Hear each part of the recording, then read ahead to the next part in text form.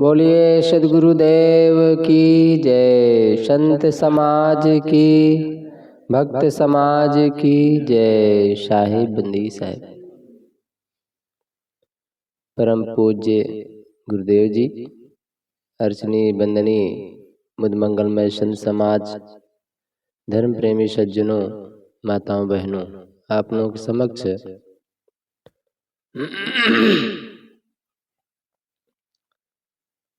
सदगुरु श्री गुरुचंद साहिब जी रचित एक भजन प्रस्तुत है।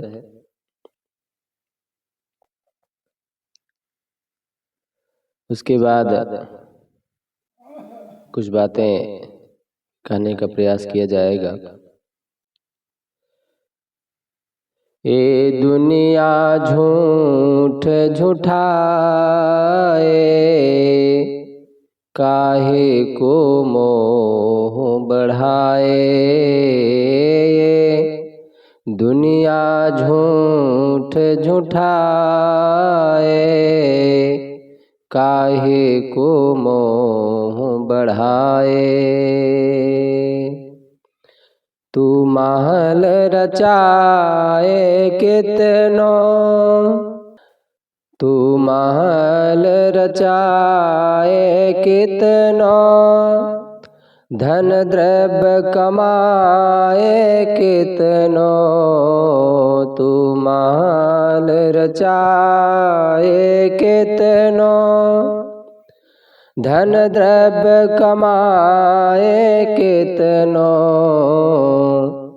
आखिर सब होए पराए, काहे को मोह बढ़ाए। आखिर सब होए पराए, काहे को मोह बढ़ाए। ये दुनिया झूठ झूठाए, काहे को मोह बढ़ाए। जब आए बुढ़ापा घेरे, परिवार कुटुंब तेरे। जब आए बुढ़ापा घेरे, परिवार कुटुंब तेरे। तुझको सब देख घिनाए, काहे को मोह बढ़ाए।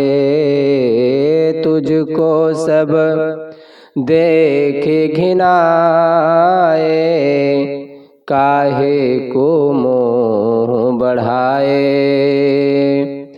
ये दुनिया झूठ झूठाए, काहे को मोह बढ़ाए। जिनके हित कर्म बिगारे, वे घर से बाहर डारे। जिनके हित कर्म बिगारे, वे घर से बाहर डारे। तुम्हें टूटही खाट लिटाए, तुम्हें टूटही खाट लिटाए। काहे को मोह बढ़ाए। दुनिया झूठ झूठाए, यह दुनिया झूठ झूठाए। काहे को मोह बढ़ाए। कैसो दुख सहे अभागे, नहीं मोह नींद से जागे। कैसो दुख सहे अभागे, कैसो दुख सहे अभागे। नहीं मोह नींद से जागे। गुरु वचन कहे समझाए, काहे को मोह बढ़ाए। गुरु वचन कहे समझाए, काहे को मोह बढ़ाए। ये दुनिया झूठ झूठाए, काहे को मोह बढ़ाए। काहे को मोह बढ़ाए। बोलिए सद्गुरुदेव की जय। साहिब बंदी साहब। एक पुस्तक है सफल वक्ता कैसे बने। इस पुस्तक में सुझाई गई विधियों व सुझावों का अनुसरण कर एक कहने पर विवश कर देंगे। वाह क्या बोलता है।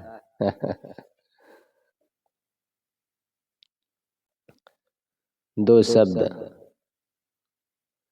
वाणी मनुष्य को दिया ईश्वर का वरदान है, जो जीव जगत में किसी अन्य को प्राप्त नहीं है। वाणी की महत्ता कितनी और क्या है, यह इस दोहे से सहज ही स्पष्ट हो जाता है। यहाँ ईश्वर बताया गया। ईश्वर अपनी आत्मा ही है। अपनी आत्मा कर्म के अनुसार देह पाता है। अगर यही आत्मा अन्य योनियों में चला जाए तो वैसा जीवन पा जाएगा, वैसी आवाज पाएगा, वैसी भाषा पाएगा। लेकिन मानव जीवन में आ जाता है तो ऐसा जीवन, ऐसा शब्द, ऐसा वाक्य और वो शक्ति पा जाता है जिसके कारण अपने जीवन में पूज्य हो जाता है। तो ईश्वर का मतलब भी होता है अपने अंदर से जो आवाज आ रही है। सद्गुरु श्री निर्दोन साहिब जी बड़ी सरल भाषा में अपनी बात कहा करते थे और ईश्वर की परिभाषा बताते थे। ईश्वर, ई मतलब स्वयं, स्वर माने आवाज। स्वयं से जो आवाज आ रही है वो किसकी है? वही ईश्वर है। ईश्वर ना होता तो आवाज कहाँ से आती? जिस शरीर से, देह से जीव निकल जाता है, आत्मा निकल जाती है, उस देह से कोई आवाज नहीं आती। कान नहीं सुनते हैं, आंखें नहीं देखती, हाथ पैर काम नहीं करते हैं, हृदय की धड़कन रुक जाती है। लोग उसे अपना कहना छोड़ देते हैं। चाचा, दादा, मम्मी, पापा, भाई, बंधु कहना बंद कर देते हैं। बस एक वाक्य बोला करते हैं, मिट्टी हो गई। हर व्यक्ति की यही दशा होनी है। तो यहाँ सद्गुरु कबीर साहब की साखी की महत्ता थोड़े में बताई गई। ऐसी वाणी बोलिए मन का आपा खोए, औरों को शीतल करे आपो ही शीतल होए। सद्गुरु कबीर साहब के कई ऐसे पंक्तियां, कई ऐसी बातें जो बड़ी कठोर हैं और हृदय को चुभने वाली, लेकिन कई ऐसी भाषा, बातें एवं शब्द हैं जो बड़ी सरल भाषा में है और सबके लिए सहज है। और आम भाषा में कहें तो सबको उसके बिना काम चलता ही नहीं है। वाणी, अगर वाणी हमारी व्यवस्थित हो जाए, उसमें से जो भी वाक्य निकले, शोध कर निकले, तो हमारे जीवन को महान बना सकती है। जो हम बोलते हैं वो दूर तक भले सुनाई ना दे, लेकिन उसमें जो अच्छा बुरा शब्द निकलता है वो बहुत दूर तक जाता है। इसलिए मधुर वचन है औषधि, कटुक वचन है तीर, श्रवण द्वार है संचरे सालय सकल शरीर। बोलने का ढंग मधुर होने के साथ साथ प्रभावशाली भी हो तो आप दूसरों पर न केवल अपनी छाप छोड़ सकते हैं अपितु उन्हें अपनी इच्छा अनुसार कार्य करने पर बाध्य भी कर सकते हैं। कितनी बड़ी बात है, ये वाक्य ही तो है। ऐसा शब्द हम बोल देते हैं कि किसी को करने का मन हो तो करने का मन नहीं होता है, खत्म हो जाता है, भावनाएं खत्म हो जाती, श्रद्धा खत्म हो जाती है, आपसे उसका दिल टूट जाता है, वो दूर हो जाता है और फिर हम अकेलेपन का अनुभव करने लग जाते हैं। लेकिन हमारे वाक्य कुछ ऐसे हों जो लोगों को जोड़ ले। जैसे चुंबक होता है ना, तो लोहा को खींच लेता है अपनी तरफ। अगर लोहा का भाग ज्यादा है तो अपना खींचा जाता है, और लोहा का भाग कम है तो अपनी तरफ खींच लेता है। ऐसे ही आकर्षण है, अर्थात अच्छे वाक्य से संबोधित करता है, बोलता है तो दूसरे को खींच लेता है, अपनी तरफ आकर्षित कर लेता है और हर कार्य अपना करवा सकता है, सेवा ले सकता है। लेकिन कुछ ऐसे शब्द, ऐसे वाक्य निकल जाते हैं जिसकी सत्ता कमजोर होती है और उल्टा उधर ही खिंचा जाता है। अर्थात जो अपने मन में आशा थी, भावनाएं थी कि मेरी सेवा करेगा, मेरी बात मानेगा, वो सब खत्म हो जाता है और फिर अकेले अकेले रह जाते हैं। विश्व में अनेक ऐसे राजनेता हुए हैं जिन्होंने अपने बोलने की कला से लोगों को मंत्रमुग्ध कर दिया और अपनी नीतियों का अनुसरण करने को बात भी किया। धर्मगुरु भी अपनी वाणी और वाक्य की शैली से हजारों श्रद्धालुओं को सम्मोहित सा कर देते हैं, पर कितनों को यह श्रेय मिलता है, कितनों को यह श्रेय मिलता है। कहने का तात्पर्य यह कि बोलता तो हर कोई है, बिना बोले तो काम चल नहीं सकता, हर कोई बोलता है। बोलता तो हर कोई है, पर सफल वही कहलाता है जो वाणी के माध्यम से दूसरों के दिल को जीत लेता है, दूसरों के दिल में उतर जाता है। इस पुस्तक में उचित उच्चारण के साथ साथ और वह शुद्ध बोलने की विधि की जानकारी, समाविष्टि और भाषण देने की कला पर भी विस्तार से प्रकाश डाला गया है। निस्संदेह एक जनोपयोगी पुस्तक सिद्ध होगी। सफल वक्ता कैसे बने? सफल वक्ता बनना है, सफल वक्ता बनना है तो अपने वाक्य पर संयम करना होगा। सफल वक्ता किसी का व्यक्तित्व भव्य हो सकता है, तन पर अच्छे और महंगे कपड़े भी हो सकते हैं और जेब में इतने रुपए भी कि वह जो चाहे खरीद ले, किंतु यदि उसकी बोलचाल में माधुर्य व आकर्षण नहीं तो उसका सारा ठाट बाट धरा का धरा रह जाता है। इसके विपरीत यदि सामान्य परिधान में सामान्य व्यक्तित्व का व्यक्ति आकर्षक ढंग से बातचीत करने में कुशल है तो लोग सहसा ही उससे प्रभावित हो उठते हैं। उसकी बातचीत का अंदाज उसे अनायास ही भव्य व्यक्तित्व प्रदान करता है। आकर्षक बातचीत का अंदाज किसी को भी उन्नति के उच्चतम शिखरों पर पहुंचा सकता है, किंतु यदि बातचीत का अंदाज अश्लील और कटु है तो ऐसा व्यक्ति जीवन में हमेशा असफलता के ही दर्शन करता है। जबान का नाप भले ही 1.5 इंच 2 इंच हो, किंतु इसके प्रभाव की कोई नाप या सीमा नहीं है। यह जबान ही है जो आपके शत्रुओं व मित्रों का निर्धारण करती है। यदि यही कारण है कि बड़े बुजुर्गों द्वारा हमेशा यह परामर्श दिया जाता है कि जबान का उपयोग सदैव सोच समझ कर ही करना चाहिए। वो साहब जी भी कहते हैं ना, कबीर साहब भी, बोल तो अमोल है जो कोई बोले जान, ये तराजू तौल के तब मुख बाहर आना।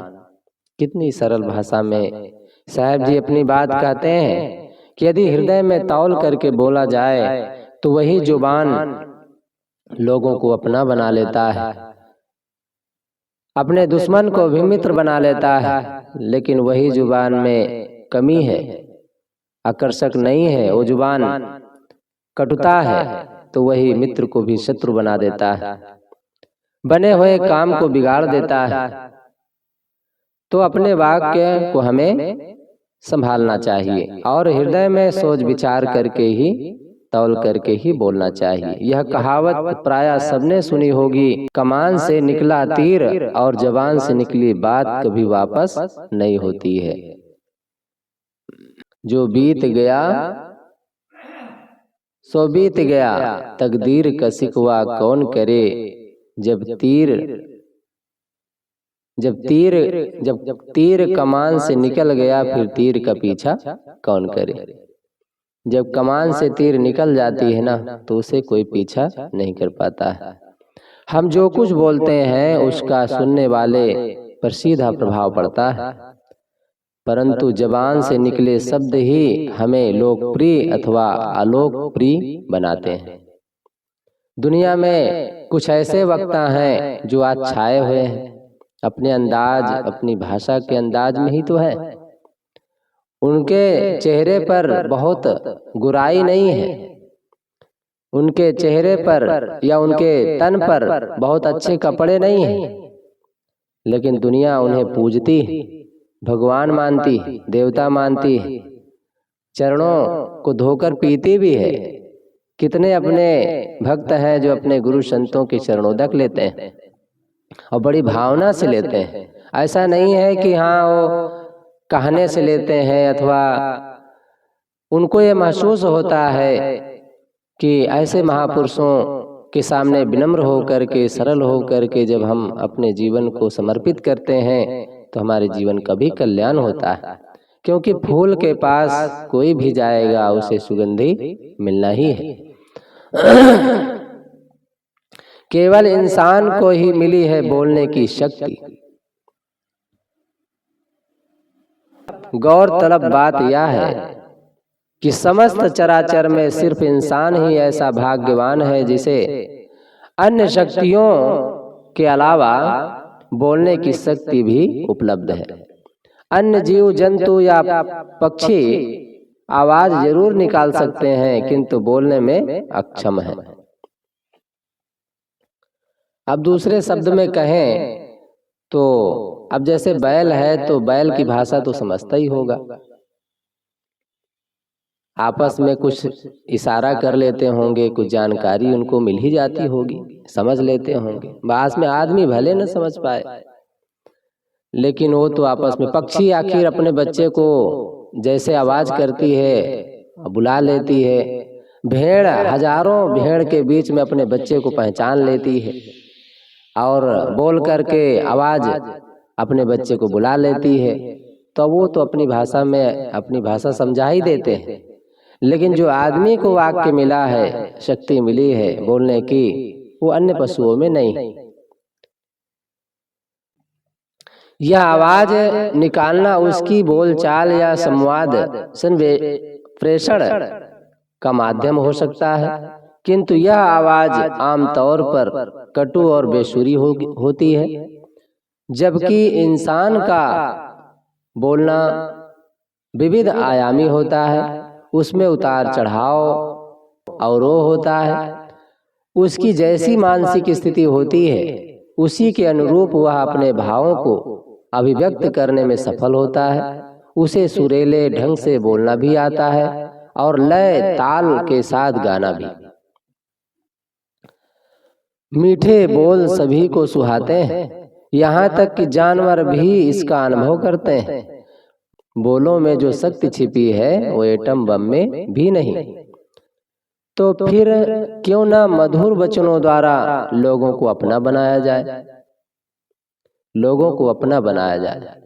लोग ऐसे वाक्य बोलते हैं, ऐसा जीवन जीते हैं कि लोग अपने से पराये बन जाते हैं, अपने हो करके भी अपने नहीं रह जाते हैं। इसलिए अपने अंदर ये झांकना चाहिए, अपने वाणी अपने स्वभावों को परखना चाहिए। संत महापुरुषों ने जो बातें कही है उसमें कहीं न कहीं हमारे जीवन के कल्याण के लिए ही कही है, और उन बातों के लिए उन्होंने कितनी तपस्या किया होगा, कितनी साधना किया होगा, और कितना अपने जीवन को तराशा होगा। जिस इंसान को बोलने की ऐसी अद्भुत और अनमोल शक्ति प्राप्त है, और जो इस शक्ति के माध्यम से समस्त चराचर में सबसे अनुपम और अतुलनीय स्थिति में है, वह यदि बोलने का आकर्षक और प्रभावी अंदाज जान ले तो ब्रह्मांड में ऐसा कुछ नहीं है जो उसे हासिल ना हो सके। आज आदमी देवकल बता ही रहे थे गुरुजी, पानी की जहाज ऐसी ऐसी बनी है कि जहाँ खेल कूद का मैदान है, बच्चे मैच खेलते हैं और हजारों लोग वहां पर एक प्रकार से यात्रा करते हैं, और यात्रा के साथ साथ वहाँ खेल कूद गार्डन घूमना फिरना, एक प्रकार से पूरा वहाँ ऐसो आराम की जगह होती है। जैसे यहाँ पर धरती में मन उबे तो कहीं चले जाओ, घूम आओ, गार्डन में चले जाओ, पिकनिक मनाओ, पार्टी करो, कुछ भी करो, होटल में चले जाओ, तो वहाँ भी सारी व्यवस्था है। किसकी सोच है? आदमी की सोच है। अमेरिका में रहने वाला बैल और हिंदुस्तान में रहने वाला बैल, दोनों का वाक्य एक ही है, उनमें कोई बदलाव नहीं हुआ। हजारों वर्ष पहले जो पशु पक्षी बोलते थे आज भी वही बोलते हैं, लेकिन मनुष्य हजारों वर्ष पहले जो बोलता था आज बिल्कुल उल्टा हो गया, बदल गया, बहुत आगे चला गया है। ये परिवर्तनशील संसार है, यहाँ पर ऐसा होता रहा है और होता रहेगा। बस उसी बीच हमें भी अपने जीवन को संशोधित करना है और अपने जीवन के बारे में सोचना, चिंतन करना, मनन करना और अपना कल्याण करना है। यह बोलने के अंदाज पर ही निर्भर है कि समाज में व्यक्ति अपने लिए कैसी स्थिति बनाना चाहता है। बोलने का अंदाज ही उसे सामाजिक सम्मान दिला सकता है, और इसी से वह अपमान और अवसाद की लानत झेलने को भी विवश होता है। बोलने का कटु अंदाज किसी के जीवन को मौत में बदल सकता है, जबकि सौम्य अंदाज में बोलकर कोई भी मरने पर उतारू व्यक्ति का हृदय परिवर्तित करके आसन्न मौत से बचा सकता है। डांटना, फटकारना या ताड़ना किसी को पसंद नहीं होता। डांटने, प्रताड़ित करने वाले से सभी नफरत करते हैं और उसका बुरा चाहते हैं। अब तो स्थिति यहाँ तक आ पहुंची है कि यदि कोई नसीहत भी दे तो लोग मुंह बनाकर आंखें फेर लेते हैं, किंतु यदि कोई नसीहत देने या डांटने या प्रताड़ित करने का प्रभावी अंदाज जानता है तो लोग उसका बुरा नहीं चाहते, बल्कि उसे परम हितैषी मानते हैं। जॉन स्टीफन कैम्ब्रिज विश्वविद्यालय के सर्वाधिक लोकप्रिय प्रोफेसर थे। वह अनुशासन प्रिय थे और सख्त मिजाज भी। विश्वविद्यालय में कई अन्य प्रोफेसर भी थे जो उनकी तरह अच्छा पढ़ाते थे। अनुशासन प्रिय व सख्त मिजाज थे, किंतु वे छात्रों में उतने लोकप्रिय नहीं थे। जॉन स्टीफन छात्रों की ओछी हरकत या बदतमीजी सहन नहीं कर पाते थे। यदि किसी छात्र को ओछी हरकत करते देख लेते थे तो उसे छोड़ते नहीं थे। उसे कैबिन में बुलाकर डांटते, फटकारते और नसीहत देते थे। इसके बावजूद उनकी लोकप्रियता में कोई अंतर नहीं आया था। छात्र उनका आदर करते थे और उन्हें परम हितैषी मानते थे। छात्रों में उनका ऐसा सम्मान और भय समाया हुआ था कि उनके कार्यकाल में विश्वविद्यालय में छात्रों ने कभी कोई बड़ा हुड़दंग नहीं मचाया, किंतु छात्र जीवन ऐसा है कि कभी न कभी कोई छात्र बदतमीजी की वजह से उनके हाथे चढ़ ही जाता था। क्या कारण था जॉन स्टीफन की लोकप्रियता और सम्मान का? सौम्यता और ओजस्विता थी। वह मुखाकृत और हाथों की मुद्रा से बोलने के अंदाज को अधिक प्रभावशाली और सार्थक बनाने में सक्षम थे। उनका नियम था कि वह गलती करने वाले छात्र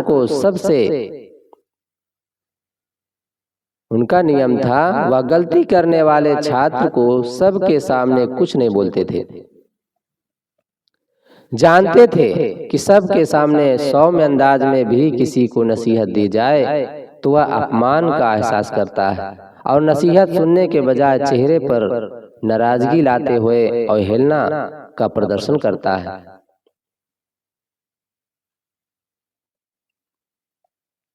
वह छात्र को कैबिन में बुलाते थे। उनके चेहरे पर इस प्रकार की नाराजगी होती थी मानो वह यह जताना चाहते हों कि यह तुमने क्या किया, मुझे तुमसे ऐसी आशा नहीं थी। एक दिन उन्होंने कैबिन में ऐसे छात्र को बुलाया जो क्लास से गायब होकर अक्सर मूवी देखने चला जाता था। उसके दोस्त क्लास में उसकी प्रंक्सी अटेंडेंस दर्जा करा देते थे। एक दिन उसकी क्लास में उसकी चोरी पकड़ी गई। नतीजतन वह एक दिन उनके कैबिन में था। जाहिर है छात्र का चेहरा झुका हुआ था। उसे सचमुच अफसोस था कि आज उसकी पेशी ऐसे प्रोफेसर के सामने हुई है जिसका वह भी आदर करता था। कोई अन्य प्रोफेसर होता तो परवाह भी न करता, किंतु जॉन स्टीफन की नजरों में गिरकर वह स्वयं को शर्मिंदा महसूस कर रहा था। हाँ, मन ही मन उसने यह भी तय कर रखा था कि यदि प्रोफेसर से ज्यादा डांटा फटकारा या बुरा सलूक किया तो वह बर्दाश्त नहीं करेगा, पलट कर जवाब जरूर देगा, फिर चाहे प्रोफेसर उसे विश्वविद्यालय से रस्टिकेट ही क्यों न करवा दे। जॉन स्टीफन सख्त स्वर में कह रहे थे, विलियम, मैं नहीं समझता कि मुझे यह कहने की आवश्यकता है कि तुमने गलत व्यवहार किया है, क्योंकि यह तुम स्वयं जानते हो कि तुम्हारा आचरण सही नहीं था। यह मत सोचना कि तुमने मेरा विश्वास भंग किया है। सच तो यह है कि तुमने स्वयं को धोखा दिया है, स्वयं से धोखा किया है, अपने अभिभावकों को धोखा दिया है। मैं जानता हूं यदि उन्हें तुम्हारी हरकत का पता चला उन्हें दुख पहुंचेगा। सिर्फ इसी कारण मैं उन तक यह सूचना पहुंचने नहीं दूंगा। क्या तुम नहीं जानते कि उन्होंने किस उद्देश्य से तुम्हें यहाँ भेजा है? तुमसे उन्हें कितनी आशाएं हैं, वे किन आर्थिक समस्याओं से जूझते हुए तुम्हें ऊंची शिक्षा दे रहे हैं। प्रोफेसर एक पल को थमे तो छात्र से धीमे स्वर में कहा, प्रोफेसर एक पल को थमे तो छात्र ने धीमे स्वर से कहा, सॉरी सर, भविष्य में मैं ऐसा कुछ नहीं करूंगा जिससे आपको कष्ट पहुंचे। नहीं विलियम, तुम मुझे कोई कष्ट नहीं पहुंचा रहे हो। मुझे तुम्हारे प्रति सिर्फ अफसोस और सहानुभूति है। कभी तुमने सोचा है कि तुम्हारी यह अनुशासनहीनता आगे चलकर तुम्हें कितना कष्ट पहुंचाएगी? यदि तुमने पढ़ाई में मन नहीं लगाया और छात्र जीवन को आवारागर्दी में बिता दिया तो क्या तुम्हारा भविष्य उज्जवल हो सकेगा? खैर, मैं ज्यादा कुछ नहीं कहना आवश्यक नहीं समझता। यह तुम्हारी जिंदगी है, इस पर सिर्फ तुम्हारा ही अधिकार है। तुम जैसा चाहो इसे स्वरूप दे सकते हो। मैं नहीं समझता कि कैम्ब्रिज यूनिवर्सिटी ऐसे अनुशासनहीन छात्र को बर्दाश्त कर सकेगी? यदि तुमने अपनी हरकतें जारी रखी तो उन तक किसी न किसी माध्यम से सूचना पहुंच जाएगी और तुम यहाँ टिक नहीं सकोगे। अब तुम जा सकते हो। छात्र जाने से पहले भर्राई आवाज में बोला, सर मैं वादा करता हूँ। प्रोफेसर ने उसे आगे बोलने ही नहीं दिया। उसकी बातचीत में ही काटते हुए बोले, मुझसे किसी प्रकार का वादा करने की आवश्यकता नहीं। तुम्हें जो भी वादा करना है खुद से करो और उस पर कायम रहो। तुम जा सकते हो। छात्र बिना बोले चला गया।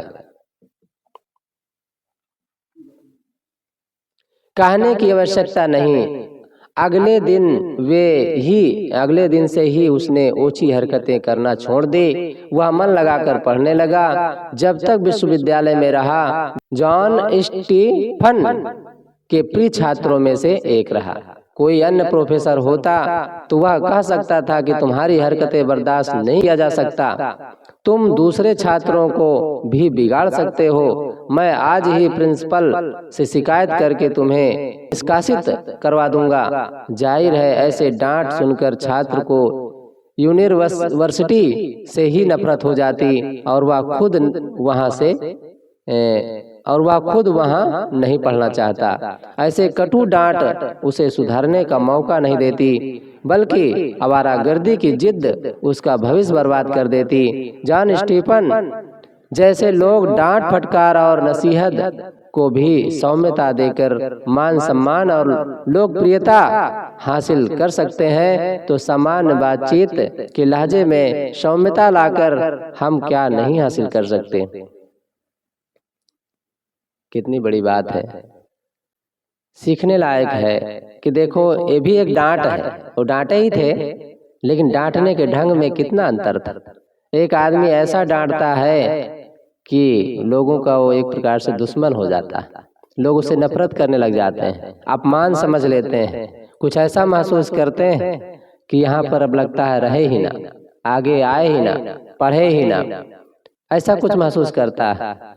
लेकिन एक डांट ये भी है कि उसमें प्यार छिपा है, भविष्य छिपा है और मर्यादा छिपी है, सम्मान छिपा है और अपना ही सम्मान नहीं बल्कि समाज का सम्मान छिपा है, माँ बाप का सम्मान छिपा है, परिवार का सम्मान छिपा है। कितनी बड़ी बात है। ये भी डांट थी, लेकिन उस डांट में ऐसा कुछ भाव छिपा था जिसमें अपना तो कल्याण है ही, साथ साथ लोक कल्याण भी है।